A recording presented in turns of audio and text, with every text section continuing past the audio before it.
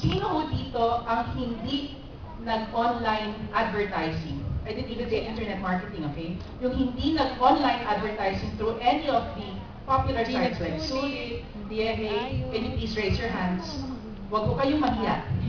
Yes. Yung hindi, oo, nag-online. Thank you. Yan, marami ng experts mo dito who can help you. Number two, who are those who have been in online advertising or internet marketing as we know it, but around like not more than 5 years? Can you please raise your hand, with or without sites? Higher please, I want to see. Okay. And number three, ayan yung mga lahat nasa harap dito. I'm sure you will raise your hands. Those who have been marketing internet-wise or otherwise, but specifically internet, for more than 5 years. More than 5 Internet years. marketing. Internet marketing. Raise your hands. Mr. More. Paz, please raise your hand. Mrs. Robles, raise your hands.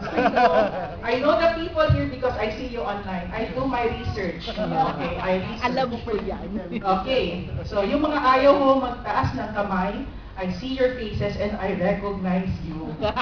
Okay, now why did I ask?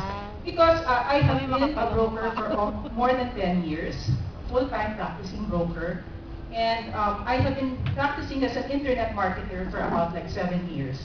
But I've been doing the online thing for about maybe since 2003 because I used to study internet communities, virtual communities as part of my master's. Nahihingal ako. I'm also on drugs, Miss Irene. Nahawa ko sa'yo. Malakas mo yung kape kanina. Okay. And out of that, there are, kasi we were only given a chance to show 2 slides. Hopefully, I can distill for you.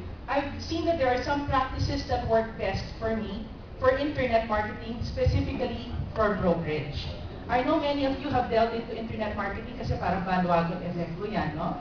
So, I'd like to show more or less what has worked for me in the last so many years, especially the last 7 years. Okay, so this is one thing I want you to remember. Number one, you have to be focused. Focused to tayo. We do it for our companies if we are in companies, but let's do it for ourselves as brokers. Make your vision, your mission, and your objectives for your marketing plan para hindi ko kayo sabog.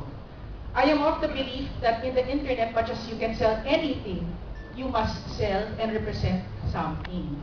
You must stand, but you must have a strong voice online because online communities, online presence requires a strong voice.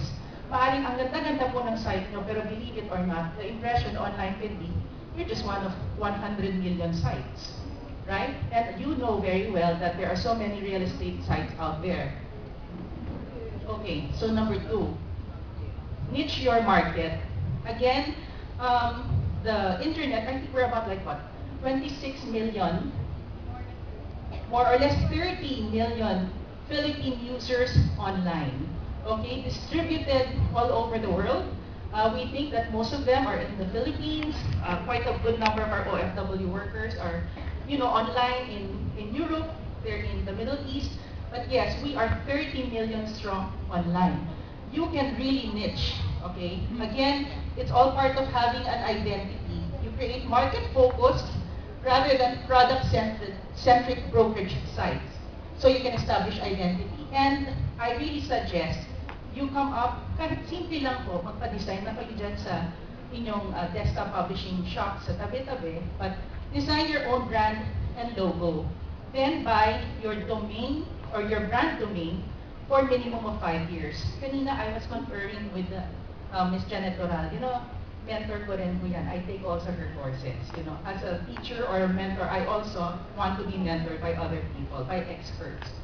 And sabi nga niya, the oldest site is the one that gets searched for the most. So ako, I have architera.org and thank you for showcasing that, Ms. Janet. But I tried experimenting by coming out with other brands like Residences Manila and siguro I'll put, the ones on the right are my 3 brands right now. Residences Manila, condoinmanila.com, estateplus.com. Okay, just to show, just a peek. Okay. But as she said, and I believe her, most of my traffic, or a lot of traffic is still coming out of architera.org. It was a brand experiment, but still, bottom line, 5 years minimum Google will appreciate maturity of brand, maturity of domain name. Okay? Number 3, research and consistently use relevant keywords. Ma'am, sir, Philippine real estate is long used. It's going to be very, very hard to use these keywords and then expect to come out on top. In fact, for you to get the top spot for Philippine real estate, Manila housing, I think, right? Gigi Bongkin, you know that. You've been there in the internet longer than I've been. You have to pay for the spot and it will cost you. But there's what we call long tail keywords. You can combine. So say, because I'm a Alabang broker, no? An Alabang broker, so I can say, Ayala Alabang, homes for sale and lease. Super haba, di ba? But you do your research, kita mo, ay, wala pa masyadong gumagamit nun. Plus or minus, no? But try to own it, use it consistently for that market if you're selling Alabang. And the same is, you try to claim the territory by getting those keywords for that territory. Makati, homes for sale, etc. So I think you got the point, right?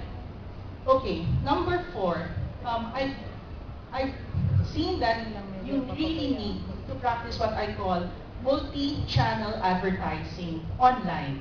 Okay, I really like using what they call natural search engine optimization through keywords. Ayan, I write content that have the keywords. Classic, it's easiest to do. But it really helps if you buy spots, use Google Ads, you also try to use Facebook ads, as in the works. Kasi syempre, you must have presence, and presence requires having a presence in most of the media available online. Also, there are other types of media, such as, of course, social media marketing. Ms. Janet has referred to it. Irene has a Facebook page.